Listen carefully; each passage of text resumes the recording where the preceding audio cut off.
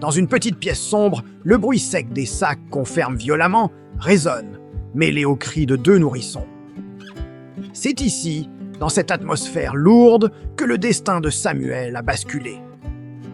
Ce jour-là, sa femme, Helena, a décidé que la pauvreté était une maladie contagieuse, une maladie qu'elle ne voulait plus porter.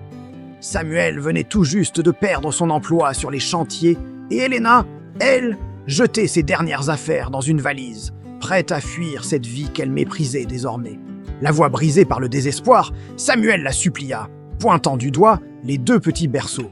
« Helena, regarde-les. Ce sont tes filles. Elles n'ont que 3 mois. Comment peux-tu faire ça ?» Helena se retourna, mais son regard était aussi froid que la glace, vide de toute émotion. Ses paroles, tranchantes comme des lames de rasoir, frappèrent Samuel en plein cœur. « Je ne me suis pas marié pour compter chaque grain de riz.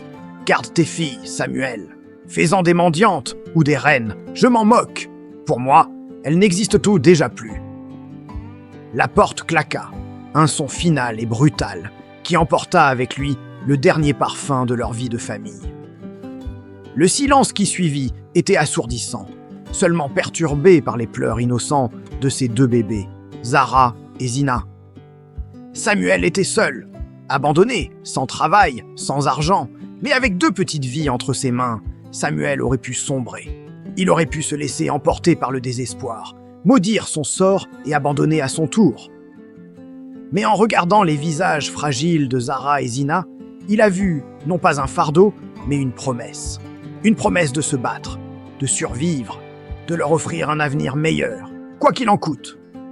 C'est à ce moment précis que Samuel a pris une décision qui allait forger sa légende. N'ayant plus rien, il a utilisé ses dernières économies pour louer une vieille charrette en bois, usée par le temps et le travail.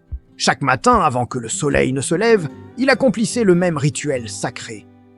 Il attachait délicatement ses 2 filles contre son torse avec de solides pagnes colorées. Elles étaient son trésor, son armure contre la dureté du monde. Puis, il partait au grand marché, le cœur lourd mais l'esprit déterminé.